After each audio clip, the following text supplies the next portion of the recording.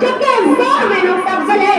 نماز ادا کرتے تمام مسلمان ایک دوسرے کو گلے ملتے ہیں اور بہت سے مسلمان آپس میں پہچان کر ہوتی ہے۔ جب ایک دوسرے کا سامنا کرتے سارے گلے شکوے بھول جاتے ہیں اور پہلے سے بھی زیادہ محبت پیدا ہو جاتی ہے۔ لوگ اپنے رشتے دار، خاندان اور اپنے عزیزوں و اقارب سے خوب ملاقاتیں کرتے ہیں اور اپنے گھر میں سوئیاں بنا کر کھاتے ہیں کھلاتے ہیں۔ اللہ نے جن لوگوں کو مالدار اور صاحب نصاب بنایا ہے ان کو حکم دیا گیا ہے کہ اس خوشی کے موقع پر صرف اپنے گھر کا خیال کرنے رکھنا چاہیے، بلکہ پاس پڑوس اور رشتے داروں خاندان میں دیکھیں گے۔ کچھ لوگ تو نہیں جو کسی مجبوری کی وجہ سے کپڑے نہ بنوا سکے یا عید کے دوسرے انتظامات نہ کر سکے، ایسے لوگوں کی خوراک کے لیے اور صاحب نصاب مالدار کے اوپر صدقہ فطر واجب کر دیا گیا ہے کہ صدقہ اور صاحب نصاب مالدار کے اوپر اپنے گھر کے تمام افراد سے نکلنا واجب ہوتا ہے۔ یعنی جس کے پاس عید سے پہلے 5.5 تولہ چاندی یا 7.5 تولہ سونا یا اس کے برابر کسی بھی ایک کی قیمت کے برابر نقد رقم یا تجارت کا سامان موجود ہے، وہ کیا ہے اپنے گھر کے ہاتھ کرنے کے طور سے نکال کر اپنے غریب بھائی کے حوالے کر دے۔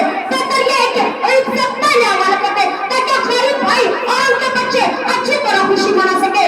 دوسری قوموں کی طرح ہمارے یہاں خوشی منانے کا انداز الگ ہے۔ ہمارے یہاں خوشی کے موقع پر ناچ گانا، ہنسی مذاق، تنگہ حرکتیں، طنز فضول خرچی، چراغیاں، پارٹی جشن شورغل کچھ بھی نہیں۔ اس خوشی کے موقع پر اپنے بھائیوں کی غمخواری ہے اور اپن کو ٹوٹے ہوئے دل کو جوڑتا ہے اور اللہ کے بچائے اللہ کی بارگاہ میں اپنے گناہوں کی معافی چاہیے ہے۔ لیکن یہ افسوس کا مقام ہے کہ اور مسلمان بھی دوسری قوموں کی طرح خوشی مناتے ہیں۔ مسلمان اپنے واسطے اچھے ڈیزائن دار اور فیشن والے کپڑے پہنا کر اپنے غریب بھائیوں پر اپنی برتری دکھاتا ہے۔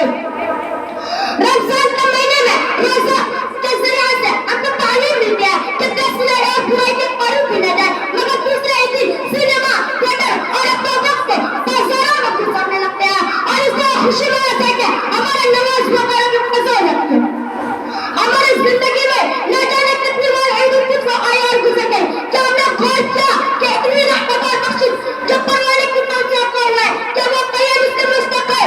کیا ہم عید کی خوشی کے موقع کو منانے کے موقع کاش کر عید الفطر کا پیغام کو سمجھ سکے اور اس کے نقطے کو قدر کر سکے۔ باقر الدعوات الحمدللہ رب العالمین۔